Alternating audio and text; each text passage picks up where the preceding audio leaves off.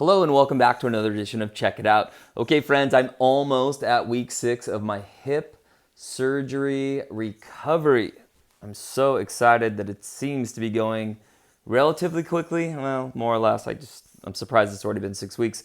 So if this is the first video you're watching, hey, hit subscribe. You might as well hit like, and then you can go to my playlists and see that I've got about 15 videos documenting this experience for me. And the first video, in fact, is just a few hours after my surgery. Now keep in mind, I'm just documenting my own experience. This is not medical advice. I'm not in the medical field, nothing like that. So check out what I've done, and maybe you have a similar surgery coming up, and I'll give you a few little common sense pointers and tips and that kind of stuff. So today I have a mystery for you. I'll give you some hints and see if you can figure it out. My kids asked me to do it this way. And here's the mystery. I've been telling you that my hands are hurting, and now lately these two fingers on both hands, my pinky finger and ring finger, and this part of my palm, this kind of left side right here, has been really hurting and kind of going numb and almost kind of like bruised a little bit. So on both hands that's been happening. There's your clue number 1. Clue number 2 is everywhere I go I have dandruff that has been following me around. Snowflakes that are following me around. And I don't have real dandruff, right? I don't have dandruff in my hair. But these snowflakes, see them here, have been following me everywhere I go. So I thought it was just my kids being sloppy at home. And then I would see them in my car, and I'm like, oh, my kids are being sloppy in the car. I don't know, it's food or something like that. And then here's the final hint, is that I was at work, and the snowflakes followed me to work. So I'm trying to figure out what in the world this is. This started about 7 days ago, 8 days ago, 9 days ago, something like that. All right. Pause if you need more time. So here is what's happening. I call it the salt and pepper grinder on my crutches. So if you look at your crutches, look at my crutches, you'll see this on this handle part, right, where you grip. This guy here is like a foam sort of insert, and then this under here is hard plastic and almost has like fins. See these fins that are there? And what is happening is that when I'm gripping here, I think I'm kind of maybe spinning them just the slightest amount, not intentionally, not on purpose, but anyway. And what's happening is I have, and these were brand new crutches. So what's happening is that these guys, when you spin this a little bit, you'll see my salt and pepper shaker. Can you see it falling out? So the inside of these pads is literally deteriorating. It's like getting ground up. So I definitely need to replace these pads, and there is finally the answer to the mystery of why the snowflakes, dandruff, whatever you want to call it, has been following me around. So more good news is I've solved the mystery a day and a half ago, and I was going to go to the store and buy more of these. My wife says I buy everything on Amazon. Why don't I look on Amazon? And sure enough, I did. I found these. I'm shocked at how cheap they are. It actually came in a set. So this guy here, and it comes with 2 of them. And then this pad here, which I don't really feel like I need new ones, although they're kind of getting nasty. I usually keep things pretty clean, but they're kind of getting a little bit. And then it also comes with the tips that go on the end down there. So if you've been watching my videos from the start, you'll know that I got new crutches because they gave me some at the hospital or at my surgeon's. I can't remember which one. And I think my insurance maybe even paid for them. I'm not entirely sure on that. But I also had some old ones at home, and I started using my old ones. Those ones fell apart, and watch the videos and you'll see how this bottom part fell apart on those ones. So I threw those away, and I took the packaging off my new ones, and that's what I've been using here. So these guys, I think I've only been using these about 4 weeks now, maybe even a little bit less than that. And then about a week ago, maybe even a little bit more, this snowflake started happening. So if you look at that timeline, it's about 3 weeks on these crutches, brand new out of the bags, that I have, I don't know, almost like destroyed them.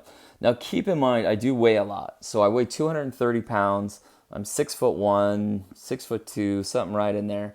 I'm pretty muscular, I'm pretty strong. I feel like when I grip these things, like I'm gripping it, you know, like gripping it tight because I got to push down, you know, that much weight. I'm allowed to have 20 pounds or less on my foot.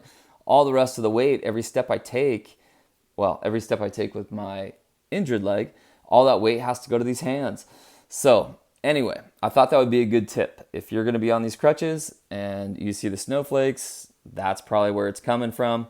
Here's some more good information so I bought these guys on Amazon, and I do Amazon Prime. So you pay a little bit of money each year and then you get faster shipping, free returns. I don't know what else, but I really like Amazon. So anyway, I have these on the way, and while I was on there were some other cool things. I didn't end up buying them, but if I had started my experience over and I had to be on these crutches for that extended period of time again, they had some things like a little pouch that went right here, which I thought was really cool. Before I was on crutches, I'd think, no thanks, that's just like frill, I don't need that kind of stuff. They have them in different colors. For me, no thanks, I'm not really into that either. But you know, my kids, of course, are like, get them in pink and purple and whatever else. But what I do want to get back to is that little pouch thing. Now that I've been on crutches this long, I realize the nightmare of crutches is not just getting around on crutches. Like I can get up, get to the bathroom basically just as fast as if I wasn't on crutches. At least, well, maybe that's not true, but I can get there pretty quickly. I can get around pretty quickly. But what's hard is getting things around, right? So let's say I want to get this pillow right here and I want to go take it in the other room. Like, how are you going to do that, right? Because your hands are on the crutches. How do you move things? I can't move anything. So, well, that's not entirely true. I have told you guys that I've been using a backpack, emptied out, very lightweight, and then I try to just carry things in it that are pretty lightweight. And that way I'm not causing any more damage to anything else. But so that's the really tough thing. And I was thinking that if the crutches had that little pouch there, that way, like when I get out of my car and I'm going to physical therapy and I have my phone and my keys with me, I could stick them in that little pouch, and that way I don't have to bring my backpack with me, because when you go to physical therapy, you don't want to have your keys in your pocket, you don't want to have your phone, your wallet, or anything like that, because you're going to be doing all these exercises. So that would have been a great way that I could put them in the pouch, keep them with me, keep it easy, something like that. And again, I was pretty surprised. Not only are crutches relatively inexpensive, and I'll put a link again in the description below, check it out, and I'll put some Amazon links, and I'll put the whole crutches in there, which is surprisingly cheap. And then the pads are, again, pretty darn inexpensive. I was surprised at that. And then the ones that I'm going to try to get they make some that are a little bit bigger right here, a little bit more that I could grip onto. These seem kind of narrow, or anyway, I just wish there was a little bit more grip there. And my physical therapist is saying, hey, you can put some towels on there to make that grip bigger. But I tried that. I didn't really like it. Didn't seem to be working that great for me. So anyway, friends, I just figured I'd make this video, let you know that the snowflake effect coming from right here, that's the experience that I'm having with these. So I'm going to get some new pads, and hopefully that will, hopefully that'll alleviate my problem of the snowflakes, and it looks like that'll solve that for sure. But more importantly, hopefully it'll help my hands. Again, my hands have really been hurting, and even some of those fingers, like I said, going numb, especially the second half of the day, trying to go to sleep at night, and I'm kind of feeling that part of my fingers and realizing that they're kind of going numb, can't really feel it. All right, guys, I think that's a bit all I have for you today, but I'll give you a quick little general update. Not a whole lot has changed. Like I said, I'm almost at week 6. I go to my surgeon in 3 days,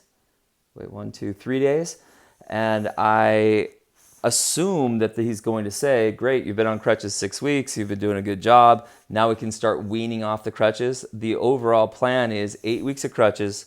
The first 6, I can have 20 pounds or less on this leg, and then the last 2 weeks are weaning off the crutches and obviously putting a little bit more weight on that leg. I assume that's how it's going to go.